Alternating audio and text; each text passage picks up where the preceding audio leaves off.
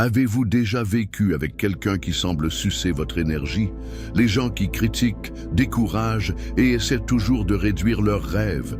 Parfois, ils sont dans notre travail, dans notre famille et même parmi ceux que nous appelons des amis. Ce qui est pire, c'est que si nous n'avons pas pu nous défendre, ces influences négatives peuvent nous éloigner du but que Dieu a pour nous. Jésus l'a fait face tout le temps. Les pharisiens ont essayé de le discréditer, les foules doutaient de lui, même certains disciples n'ont pas complètement compris sa mission. Cependant, à aucun moment il n'a été secoué par la négativité autour de lui. Au contraire, il savait exactement comment se protéger de ces influences et continuer à atteindre son objectif. Si vous sentez que les mots négatifs vous ont déjà découragé, si vous avez été injustement critiqué ou vivez avec des gens qui semblent toujours vous abattre, restez avec moi jusqu'à la fin de cette vidéo. Aujourd'hui, apprenons ensemble comment Jésus s'est défendu de la négativité et comment vous pouvez le faire aussi. Et à la fin, nous dirons une prière puissante, demandant la sagesse et la protection contre les influences négatives. Es-tu prêt? Alors commençons. La négativité est partout. Il y a toujours quelqu'un prêt à critiquer, à douter ou à lancer des mots qui essaient d'affaiblir notre foi. Avec Jésus, ce n'était pas différent. Il a été constamment confronté à des pharisiens, attaqué verbalement, discrédité par ceux qui devraient le reconnaître et même trahi par l'un de ses propres disciples. Mais à aucun moment, Jésus n'a permis à ses influences de modifier sa mission ou de secouer sa paix. Qu'est-ce que Jésus n'a pas fait pour contaminer par cette négativité? Tout d'abord, il savait qui il était. Jésus n'a besoin de l'approbation de personne, car son identité a été établie dans le Père. Lorsque nous savons qui nous sommes en Dieu, les mots négatifs n'ont aucun pouvoir sur nous. Un autre point important est que Jésus n'a pas nourri des discussions inutiles. Souvent, lorsqu'il a été attaqué verbalement, il a choisi le silence ou a répondu judicieusement.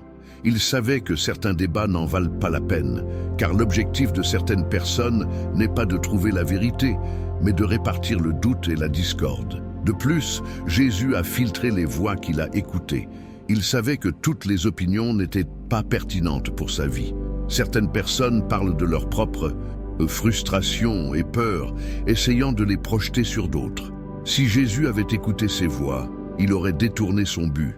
Cela nous apprend une leçon précieuse. Nous devons apprendre à discerner quel genre de mots que nous permettons de mettre dans nos cœurs. Si vous absorbez tout ce que vous dites à votre sujet, vous serez bientôt surchargé de doutes, d'insécurité et de peur. Jésus nous montre que nous n'avons pas besoin de porter le poids de la négativité des autres. Nous pouvons entendre, mais nous n'avons pas besoin de permettre à ces mots de nous définir.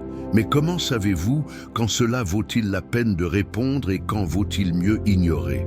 Jésus a eu un discernement incroyable à ce sujet.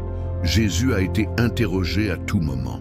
Les pharisiens l'ont contesté, les autorités l'ont accusé, même les gens ordinaires ont tenté de le placer contre le mur.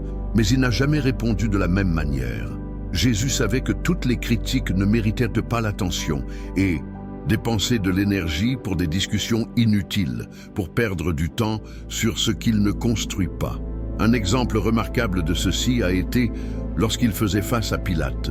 La foule a crié pour sa condamnation, les chefs religieux l'accusaient à tort, et Pilate espérait qu'il se défende. Mais à la surprise de tout le monde, Jésus est resté silencieux. Il savait qu'aucune explication ne changerait les cœurs endurcis autour de lui. Le silence de Jésus était plus puissant que n'importe quelle réponse. Cela nous apprend qu'il y a des moments où la meilleure défense n'est pas la confrontation, mais la sagesse de savoir quand se taire. Certaines personnes ne veulent pas entendre la vérité, argumenter et entrer dans un affrontement avec qui vous avez décidé de ne pas voir que cela peut être un piège émotionnel et spirituel. D'un autre côté, si nécessaire, Jésus a répondu fermement et judicieusement. Il n'était pas justifié par l'insécurité, mais a utilisé ses paroles pour révéler la vérité et enseigner. Lorsque les pharisiens ont tenté de le rattraper dans un piège en lui demandant s'il devait payer des impôts à César, il n'est pas entré dans leur jeu. Au lieu de cela, Il a répondu, « Puis César ce qui est de César et de Dieu ce qui est de Dieu. » Avec une seule phrase, il a démantelé le piège et a mis fin à la question. Cela nous montre que nous devons demander à Dieu de discerner pour savoir quand parler et quand se taire. Si une critique n'ajoute rien à votre vie et ne sert qu'à être découragé, peut-être que le silence est votre meilleure réponse. Mais s'il y a une occasion d'enseigner et d'apporter de la lumière à une situation, une réponse sage peut être le meilleur choix. Et quand Jésus a parlé, ses paroles ont eu un impact transformateur. Il savait que les mots avaient le pouvoir et les ont utilisés avec un but. Les mots ont le pouvoir de construire ou de détruire, d'encourager ou de décourager, à apporter la paix ou à provoquer des tempêtes. Jésus a compris cela mieux que quiconque. Il n'a jamais gaspillé des mots et savait exactement comment répondre à chaque situation. Lorsqu'il a été attaqué, il n'a pas riposté avec des infractions, mais avec la vérité. Un exemple clair de cela a été quand il a été tenté par Satan dans le désert. L'ennemi a essayé d'utiliser des mots pour le tromper, déformant ses propres écritures pour lui faire douter de son identité et de son objectif. Mais Jésus n'est pas tombé dans ce piège. Il a répondu avec autorité, citant la parole de Dieu. Il est écrit. Il s'agit d'un enseignement fondamental pour nous. Lorsque nous sommes confrontés à des mots négatifs, des doutes ou des attaques, nous devons répondre avec ce qui a vraiment le pouvoir, la vérité de la parole de Dieu. Proverbe 15:1 nous rappelle cela en disant « La réponse légère détourne la fureur, mais le mot dur suscite la colère. » Cela signifie que nous n'avons pas à élever la voix ou à argumenter pour prouver que nous avons raison. Souvent calme et fermeté sont plus puissants que n'importe quel cri. Jésus nous a également montré que la façon dont nous utilisons les mots révèle qui nous sommes vraiment. Il a dit dans Matthieu 12:34, « La bouche parle de ce que le cœur est plein. » Si notre cœur est plein de la présence de Dieu, nos paroles reflèteront la paix, la sagesse et la fermeté. Mais si nous absorbons la négativité, nos lèvres deviendront des instruments de discorde et d'insécurité. Cela nous amène à une réflexion. Comment avons-nous utilisé nos mots? Lorsque nous sommes confrontés à la critique ou à la négativité, répondons-nous judicieusement ou impulsivement? Parlons-nous à construire ou simplement pour nous défendre? Jésus nous enseigne que nous n'avons rien à prouver à personne, mais nous pouvons utiliser nos paroles pour réaffirmer la vérité, apporter de la clarté et éviter les vêtements inutiles. Et cette attitude commence avec les gens que nous choisissons d'avoir autour de nous. Même si le Fils de Dieu, Jésus, n'a pas marché seul. Il a soigneusement choisi les gens qui seraient les plus proches de lui.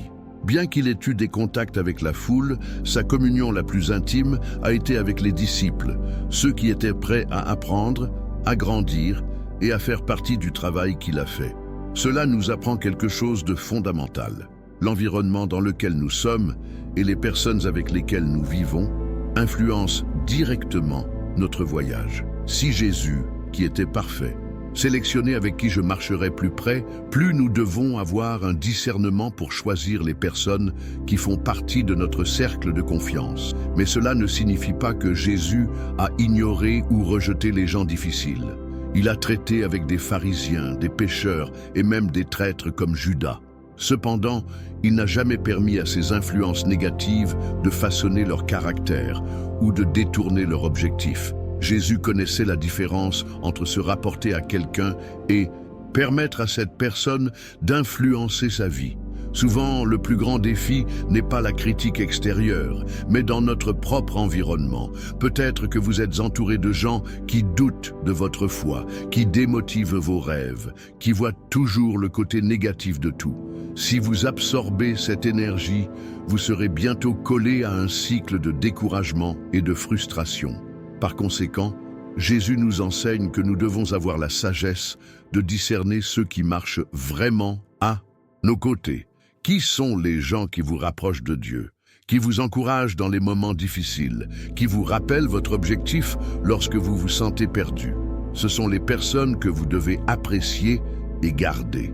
Et quand nous ne pouvons pas éviter de vivre avec des gens négatifs, Il y a un outil puissant que Jésus a toujours utilisé pour se renforcer face aux adversités.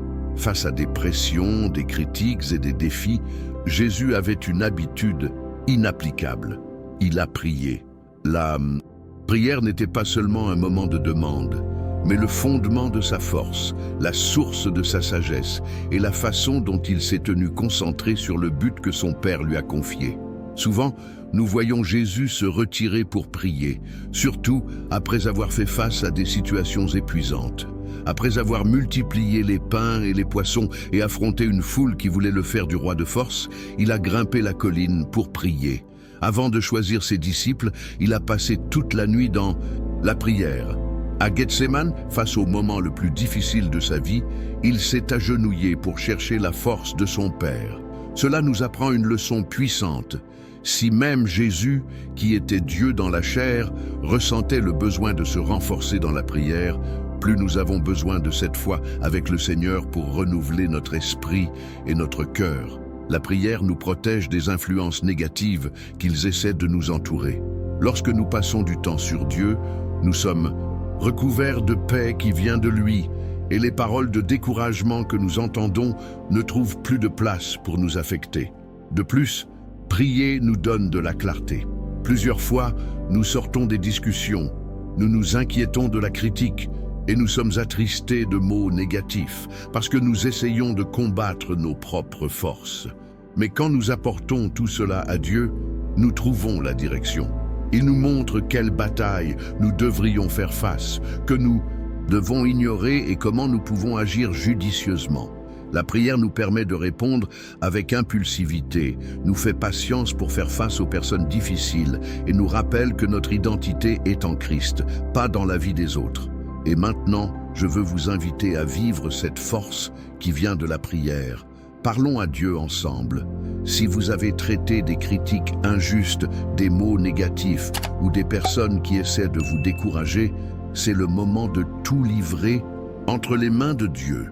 La prière nous renforce, nous donne de la sagesse et nous rappelle que notre identité est ferme en Christ et non dans la vie des autres. Si vous le pouvez, fermez les yeux et priez avec moi. Père bien-aimé, je me suis mis devant vous pour livrer tout ce qui a essayé de me secouer. Monsieur, combien de fois les mots négatifs essaient de me faire abandonner? Combien de fois je me sens sous pression par la critique et mal compris par ceux qui m'entourent? Mais aujourd'hui, je choisis de livrer tout cela entre vos mains, parce que je sais que ma force vient de vous. Jésus, vous nous avez appris à ne pas nous laisser contaminer par la négativité du monde. Tout comme vous étiez ferme face aux critiques et aux accusations, cela m'aide à protéger mon cœur. Je ne veux pas absorber des mots qui ne viennent pas de vous. Je ne veux pas me laisser emporter par la peur ou le doute. Je veux avoir confiance que vous êtes mon bouclier et ma forteresse. Donnez-moi la sagesse de savoir quand je devrais parler et quand je devrais me taire, que mes paroles soient toujours pleines de grâce et de vérité, tout comme la vôtre. Aidez-moi à ne pas retourner en offense avec infraction, mais à répondre avec sagesse et paix. Seigneur, je prie aussi pour ces gens qui me critiquent, essaient de me décourager ou qui ne comprennent pas ce que vous faites dans ma vie. Ils touchent leur cœur, transforment ce qui doit être transformé et guident chaque seconde votre volonté. À partir d'aujourd'hui, je déclare qu'aucun mot négatif n'aura du pouvoir sur moi. Mon identité est en vous, ma force vient de vous et ma paix est stockée dans votre amour. Au nom de Jésus, Amen. Croyez que Dieu prend soin de vous. Il est son refuge et sa forteresse, et rien ne peut secouer celui qui fait confiance au Seigneur. Et lorsque nous nous tenons dans cette vérité, nous trouvons la paix qui nous permet de passer sans crainte, peu importe ce que les autres disent. Jésus nous a montré que nous n'avons pas besoin de nous défendre de tout et de tout le monde. Il n'a pas été contaminé par la négativité. Il savait quand il parle et quand il se tait. Il a bien choisi les gens autour de lui et a toujours cherché sa force dans la prière. Si nous suivons cet exemple, aucune critique ou mot négatif n'aura le pouvoir sur nous. Vous avez peut-être des mots chargés pendant longtemps qui vous blessent. Peut-être que quelqu'un a déjà dit que vous n'étiez pas en mesure, que vous ne le feriez pas, que ce n'était pas assez bon. Mais aujourd'hui, Dieu veut vous rappeler quelque chose de très important. La seule opinion qui compte vraiment est lui. Il vous appelle le fils élu, le bien-aimé. Votre valeur n'est pas ce que les autres disent, mais dans ce que Dieu déclare à votre sujet.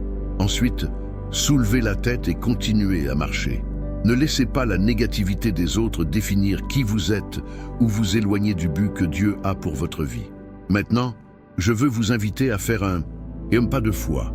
Écrivez dans les commentaires « Mon identité est en Christ ». C'est une façon de déclarer que vous ne serez plus ébranlé par des mots négatifs et que votre confiance est ferme en Dieu. Si ce message parlait à votre cœur, n'oubliez pas de vous laisser à la réalisation de plus de personnes. Partagez cette vidéo avec quelqu'un qui a besoin de ce mot et sinon abonnez-vous à la chaîne et activez la cloche pour recevoir plus de messages comme celui-ci.